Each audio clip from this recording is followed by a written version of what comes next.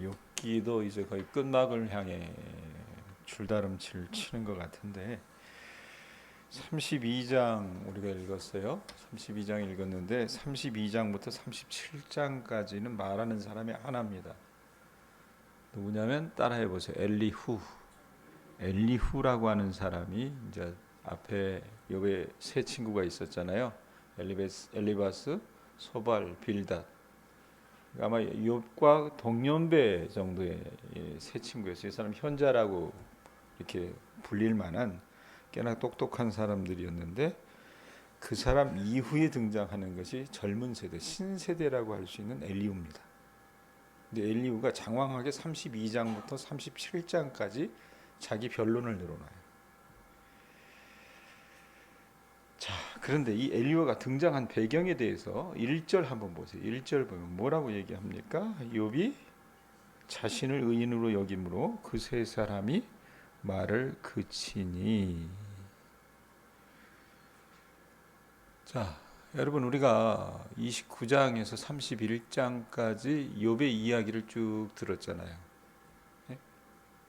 신세한탄하는 것도 들었었고 그가 얼마나 의로운 삶을 살아나갔는지, 특별히 어제와 그제는 이 사람이 이렇게 살아나갔기 때문에 하나님이 이 사람을 정말 순전하고 의롭다라고 하셨구나라고 하는 것을 발견할 수 있을 정도로 그런 부분들을 우리가 쫙 살펴봤습니다. 그래서 욥이 하는 얘기는 뭐예요? 자기가 이런 의로운 삶을 살았기 때문에 하나님이 그런 자기에게 내린 징벌이 지금 자기가 겪는 상황이라 말할 수 없다라고 그렇게 얘기를 해요. 친구들도 여러분 얘기하면서 욥의 주장을 꺾으려고 했지만 욥의 삶이 밑바탕이 되니까 어떻게 논박을 할 수가 없는 거예요. 근데 이걸 누가 뒤에서 보고 있었어요? 2절에 보면 뭐라고 얘기합니까? 2절에 람 종족 부수 사람 바라겔의 아들. 이건요 그냥 최권익 할 때 그냥 최씨라고 생각하면 돼요. 아셨어요? 예? 우리 할머니들. 그 다음에 하고자 하는 사람 이름이 뭐예요? 엘리후. 그러니까 엘리후가 나타나요. 나타나서 어떻게 합니까? 이 사람 특징이 뭡니까? 예? 화를 잘 냅니다. 화를. 한번 보세요. 2절에도 보면 뭐라고 얘기합니까? 엘리후가 화를 냈다라고 하는 표현을 하죠. 그 다음에 3절에도 보면 또 뭐라고 얘기해요? 또 세 친구에게 화를 내면. 그 다음에 5절에도 보면 세 사람의 입에 대답이 없음을 보고 뭐 했답니까? 화를 내니라 라고 하는 표현합니다. 자, 제가 뭐라고 얘기했습니까? 엘리후는 신세대라 그랬습니다. 꽤나 똑똑한 친구였던가 봐요. 제가 우리 아들하고 있으면 자주 싸워요. 왜 싸우냐면 이 자식이 책을 많이 읽거든요. 굉장히 많이 읽어요. 요즘 아이들에 비해서는 그 독서량이 상당합니다. 어릴 때부터 그랬어요, 이놈은. 책을 많이 읽기 때문에 이 장황한 이 구설을 잘 늘어놔요, 이놈이. 그럼 얘를 때려 잡으려면 이제 저 나름의 어떤 방식으로 때려 잡아야 되거든요. 근데 이제 이 자식이 나이가 점점 먹어가다 보니까 지도 이제 크니까요. 크니까 이 아버지에 대해서 이 반항하는 마음들이 있고 또 자기 딴에는 문제의식들이 있으니까 화를 낼 때가 종종 있는 것 같습니다. 아마 이런 게 아닐까 싶어요. 자, 그런데 뭐 때문에 화를 냈습니까? 2절 뒷부분에 보면 욥에게 화를 내요. 욥에게 화를 낸 이유는 뭐냐면 뭐라고 얘기합니까? 엘리후가 화를 냈는데 뭐라고 얘기해요? 그가 욥에게 화를 내면 이래놓고 자, 무엇 때문에 화를 내요? 읽어보세요. 욥이 하나님보다 자기를 뭐 해야 돼요? 의롭다 하며. 욥 자신이 하나님보다 자기가 의롭다라고 주장했다라고 그렇게 생각을 했었던 것 같아요. 예? 이것 때문에 여러분 욥에게 엘리야가 화딱지가 나 있었던 거고 3절 보세요. 3절 보면 욥에게만 화가 나 있었던 게 아닙니다. 3절에 보면 뭐라고 얘기합니까? 또 누구에게 화를 냈대요? 새 친구에게 화를 내면 새 친구에게도 화를 냈답니다. 이유는 뭡니까? 그들이 능히 대답하지 못하면서도 욥을 정죄함이라. 욥의 말, 욥의 그 논박이 어떻게 해요? 받아치지도 못하면서도 욥을 정죄하고 있었기 때문에 보고 앉아 있으니까 이 젊은 애가 보기에 책을 많이 읽었거든요. 예? 명문대를 다녔거든요. 그러니까 어떻게 합니까? 화딱지가 나는 거야. 저거 내가 아는 책, 내가 아는 글에 의하면 그게 맞지도 않는 말인데 이 노인네들이 도대체 말이야. 저놈의 욥 하나를 꺾지도 못하고, 그러니까 울분이 터져가 여러분 화를 낸 겁니다. 예? 자, 그런데 이 엘리후가 처한 형편을 4절 5절이 얘기합니다. 엘리후는 그들의 나이가 자기보다 여러 해 위임으로, 그러니까 여러 해 위라고 하는 이 이야기를 보니까 한두 살 이 세 친구가 위가 아니었던 것 같아요. 그래서 욥에게 말하기를 참고 있다가, 뭐 우리나라만 여러분 어떤 그런 그 연장자 우선, 뭐 우리 요즘 시대는 그 많이 사라졌죠. 시골은 좀 덜하나? 예? 서울만 가더라도, 도시만 가더라도 예전에는 어땠습니까? 버스를 타면 어른들이, 지하철을 타면 어른들이 딱 이렇게 차에 오르거나 전철에 오르면 어떻게 합니까? 젊은 사람들이 일어났어요. 요즘 그런 줄 아세요? 안 해요. 그렇게 안 해요. 근데 이 근동아시아, 고대 근동아시아에는 이 장유유서의 어떤 그런 습속이 여러분 늘 잔존해 있었습니다. 그러니까 말을 함부로 젊은 사람도 말을 함부로 이렇게 열 수가 없었던 거예요. 말할 수 없었습니다. 왜? 늘 어른들을 공경했어야 됐으니까. 여기에도 그게 해당됐었던 모양이에요.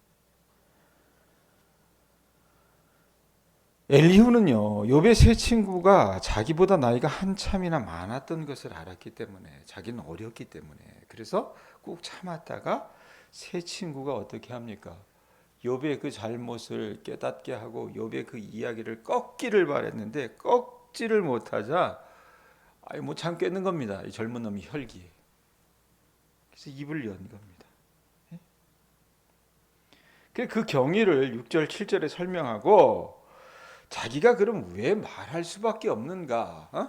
저 어린 놈이 뭘 알아? 이렇게 말할 수 있잖아요. 근데 8절에 뭐라고 얘기합니까? 8절에 그러나 사람의 속에는 뭐가 있대요? 영이 있고 전능자의 숨결이 사람에게 깨달음을 주시나니. 뭐 그 예수 믿는 사람들에게 여러분 어떤 말할 수 있는 논거 중에 하나가 이런 거죠. 근데 이 사람이 이 말을 여러분 8절에만 이야기하는 게 아닙니다. 18절에도 한번 보세요. 18절에도 뭐라고 얘기합니까? 내 속에는 뭐가 가득하대요? 말이 가득하니. 자, 그래놓고 뭘 얘기해요? 내 영이 나를 압박함이니라 라고 하는 표현합니다.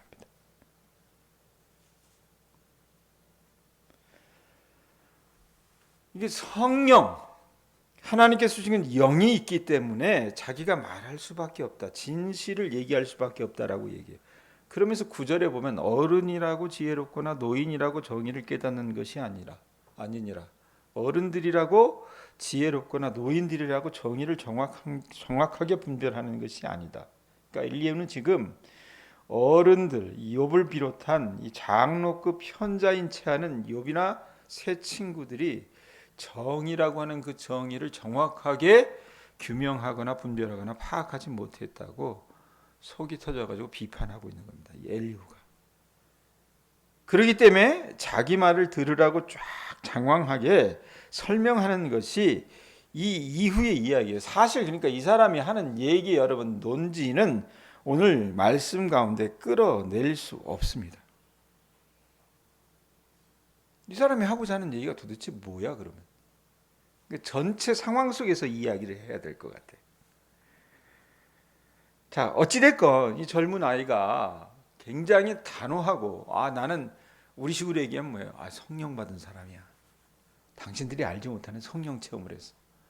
뭐 바울처럼 뭐 그냥 삼층천에 갔다 왔든지, 방언하는 정도가 아니라 뭐 통변도 하고요, 뭐 예언도 하고요, 투시 은사도 있고요, 뭐 이런 사람이라고 칩시다. 그 정도 급은 된다라고 칩시다. 그렇기 때문에 나는 당신들에게 이제껏 참았지만 얘기할 자격이 있어. 그러면서 욥 당신은 오늘 말하고자 하는 것의 그 논지 가운데 하나가 뭐냐면 욥에게 왜 화를 냈습니까? 하나님보다 자기가 의롭다라고 생각을 한다는 그게 엘리후의 판단이었잖아요. 그죠?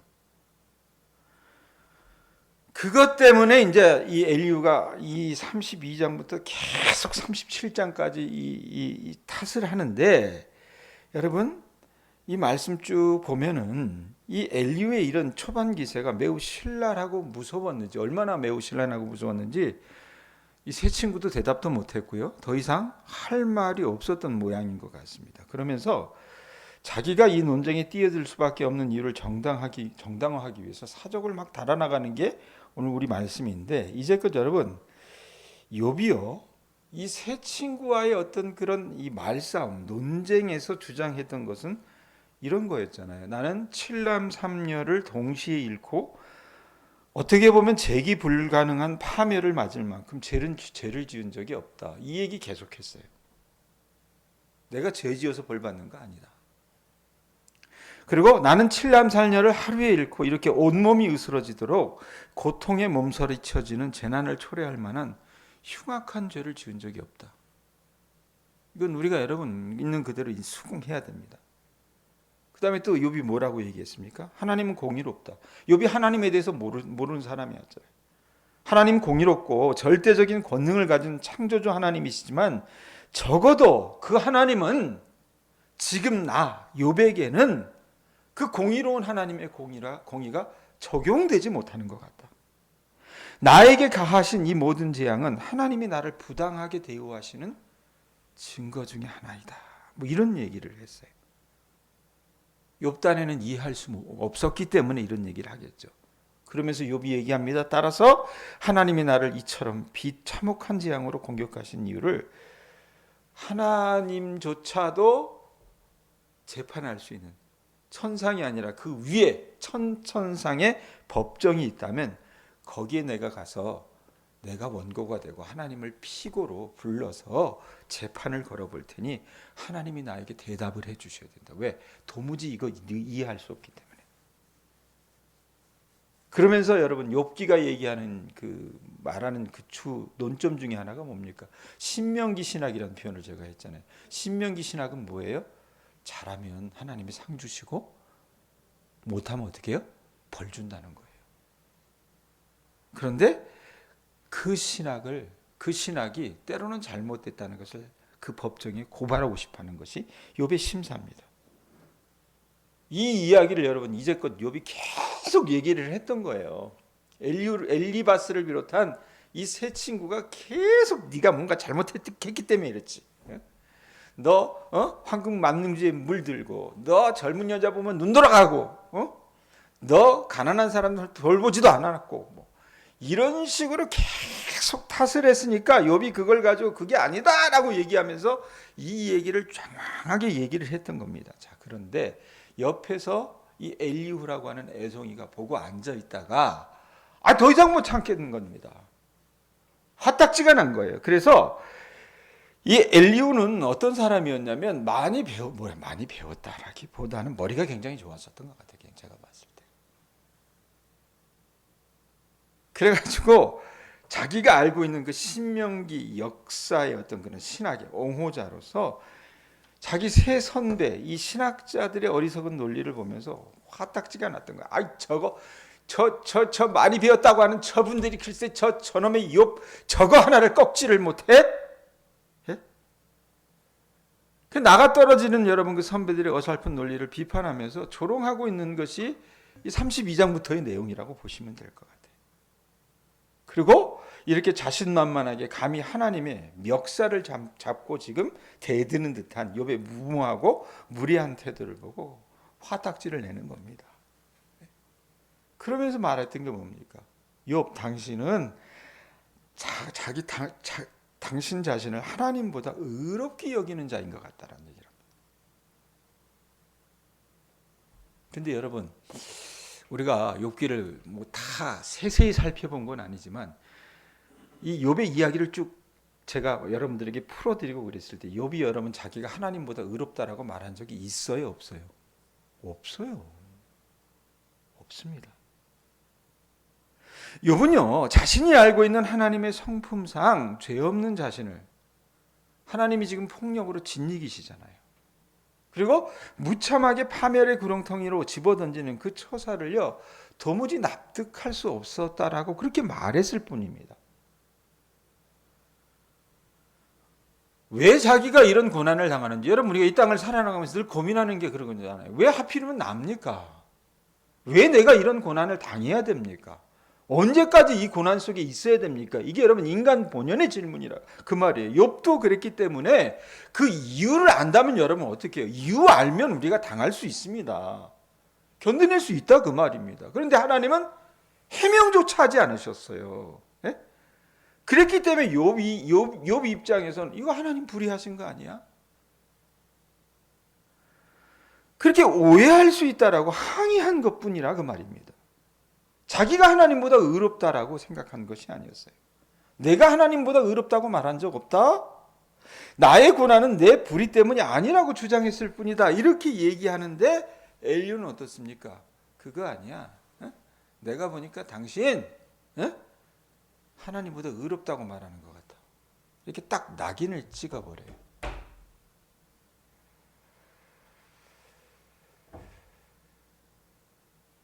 제가요, 여러분들과 같이 이 욥기를 나누면서 많이 헤매기도 했습니다.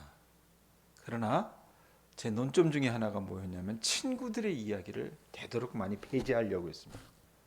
욥의 이야기만 가지고 여러분들과 같이 나누려고 했었어요. 왜냐하면 친구들의 이야기는요, 마치 공연불처럼 느껴졌기 때문에 그러합니다. 이 사람들의 이야기에 울림이 없었다라는 생각을 저는 늘 했기 때문에 되도록 친구들의 이야기를 좀 배제하면서 욥의 이야기에 집중하고자 하는 것이 설교자로서 저의 마음이었습니다. 제가 어제 그런 얘기했어요, 여러분. 아는 만큼 보이는 게 아니라 사랑하는 만큼 보인다고 얘기했습니다. 아는 것보다 사랑하는 것이 더 중요하다는 표현을 했어요. 자, 엘리후가 보기에 이 세 친구가 왜 욥을 제압하지 못했을까? 38장 이후부터 보면요, 42장 끝 맺을 때까지 하나님의 이야기가 나오잖아요. 근데 하나님은요, 이 세 친구에 대해서 탓하시지만 엘리후에 대해서는 아예 말조차 꺼내지 않으세요. 모르겠어요. 말 같지도 않으니까 얘기도 안 하셨던 것 같은데, 이 엘리바스를 포함한 세 친구, 그 다음에 이 엘리후의 이 논증이 왜 욥의 이야기를 꺾지 못했을까? 이유가 뭘까? 이 사람들은 말은 잘하는 사람이었습니다. 그러나 그 삶이 그들의 말을 뒤따라 주지 못했던 그런 사람인 것 같습니다. 여담이지만 여기서 한 2시간 가면 전라도 광주가 나오죠. 경기도 광주가 아니라. 광주에서 여러분 1995년에 유명한 국제 행사를 합니다. 비엔날레라고 하는 예술인들이 모여서. 그러니 이제 뭐 그림을 그리는 사람, 뭐 음악을 하는 사람, 뭐 여러 이 사람들이 오지만 문인들이 왔어요. 그 중에도 문인들이 와서 이제 이런 저런 얘기를 하는데 글 쓰는 사람 많죠. 우리나라 사람들 중에도 얼마나 글 잘 쓰는 사람들이 많습니까? 근데 이제 그때 당시에 그 문인들 안에서 이렇게 자기네들이 인정하는 조선의 3대 구라, 이 김구라가 얘기하는 그 구라가 아닙니다. 그 구라는 이제 그 뭐야 밑바탕도 되지 않으면서 말 잘하는 사람들을 구라친다 뭐 이런 얘기하는데 원래 그 문인들이 얘기하는 구라는 그런 의미는 아니었었던 것 같아요. 이 조선의 3대 구라, 문인들이 얘기하는 전설적인 3대 구라가 있었다고 얘기합니다. 그 사람들 이름을 거명하면 여러분들 아실려나 모르겠어요. 황석영 씨라고 하는 분이 있어요. 소설 장길산이라고 하는 소설을 쓰신 분인데 이분의 삶이 굉장히 아주 스펙타클합니다. 광주 민주화 운동 그때에도 거기에 관여를 하셨었고 또 어떻게 해요? 북한에 갔다가 잡혀와서 감옥에 들어가기도 했었고 그러니까 자기가 쓰는 글 못지않게 그 삶 속에서 어떻게 하면 글을 쓰면서도 실천할 수 있을까 고민했던 사람이에요. 그리고 우리나라 민중운동의 선구자라고 했던 백기환 선생님이라는 분이 있습니다. 이분 돌아가셨어요. 이분도 이 말씀을 할 때 보면 이 민담을 가져다가 아주 이렇게 그 말을 아주 재밌게 하시는 분이었나 봐요. 근데 자기 삶이 따라주니까. 그리고 마지막에 하나가 누구냐면 방동규 씨라고 하는 분이 있었어요. 이분은 여러분 혹시 아실려나 모르겠지만 싸움을 굉장히 잘했습니다. 조선의 협객 중에 하나였다라고 얘기를 해요. 그래서 1대 17로 싸운 그런 어떤 그 역사가 있다라고 얘기합니다. 덩치도 크고요. 그런데 주먹질만 잘한 게 아니라 이분이 말을 굉장히 잘했습니다. 밑바닥 인생을 살면서 그렇게 부대끼면서 살았기 때문에 그 사람 이 말 속에는 힘이 있었던 것 같아요. 그래서 그 세 사람을 황석영, 그다음에 백기환, 방동규 이 세 사람을 조선의 3대 구라라고 문인들이 치부를 했었던 모양이에요. 떠받들어줬어요. 그런데 그 95년에 그 사람들이 문인들이 다 모였을 때 오로지 그 3대 구라 가운데 유일하게 온 사람은 누구냐면 방동규 씨 하나였어요. 왜냐하면 황석영 씨는 감옥에 들어가 있었고 백기환 선생님도 아마 그랬었던 것 같아요. 그러면서 이제 이 후배들이 방동규 선생님 앞에서 이런 얘기를 했답니다. 선생님 이제 선생님들 이 구라의 시대는 갔다고 새로운 신흥 구라가 온다고. 그러면서 이제 얘기했던 그 문인들이 누구냐? 대표적인 사람이 유흥준 씨 같은 나의 문화유산 답사기 이런 책을 썼던 그런 분들이라고 얘기를 아마 했던 모양이에요. 근데 그 방동규 선생님 듣고 있다가 이런 얘기를 했대. 예, 그건 구라가 아니지. 그래서 뭐라고 붙였냐면 그 사람들에게는 인생이 없잖아 이 표현을 했답니다. 저나 여러분이나 욥의 새 친구처럼 되기가 아주 쉽습니다. 우리가 신앙생활이라고 하는 것을 하면서도요, 머리로만 하고 입으로만 하고 거칠애로만 하고 내가 가지고 있는 어떤 물질을 가지고만 하고 내 심령에 감동이 되지 않은 그 상태에서 내 삶이 따라주지 않은 상태에서 교육방송처럼 나발될 수 있으면서 살아가는 것이 요즘 시대의 그리스도인들일 수 있다라는 얘기입니다. 그것이 수천 년 전에 욥의 세 친구의 모습이기도 했고 엘리후의 모습이기도 했기 때문에 어찌됐건 하나님의 말씀대로 살아가려고 애썼던 그 욥의 논리를 어떻게 뚫을 수가 없는 거예요. 왜? 이 사람은요 자기 인생이 있었거든요. 나머지 여러분 넷은 뭡니까? 그저 교육방송 같은 인생이었다. 교육방송 같은 사람이었다는 얘기입니다. 인생도 없어요 사실. 자, 오늘 엘리야 얘기 가지고 여러분 말씀 마칩니다. 하나님은요 저와 여러분에게 울림이 있는 인생을 살아가길 원하십니다. 아십니까? 예? 여러분의 삶이 다니면서 야 교회 나와. 내가 이렇게 잘 사는 거 보면서 너 교회 나와. 내가 지금 뭐 어떤 일이 있었는데 뭐 했어. 그러니까 교회 나와. 이게 아니라 여러분의 삶 속에서 일하시는 하나님, 일하셨던 하나님, 그것을 간증으로 말해줄 수 있는 그런 인생이 있는 그런 하나님의 나팔수가 되실 수 있기를 주님의 이름으로 축원드립니다. 그래야 되지 않겠어요? 예? 그러지 않고 떠버리기만 한다면 요즘 시대 여러분 비신자들이 신자들을 보면서 여러분 곱지 않게 보는 시선이 뭡니까? 그거예요. 예? 아무 울림이 없어요. 아무 감동이 없습니다. 그런 삶 살아나가지 않으시는 주님의 자녀들 되실 수 있기를 바랍니다. 그래서 정말 하나님도 사랑하고 세상의 사람들도 사랑해 주시면서 여러분의 삶으로 여러분의 믿음을 증명해 주실 수 있는 주님의 자녀들 되실 수 있기를 예수님의 이름으로 축원드립니다.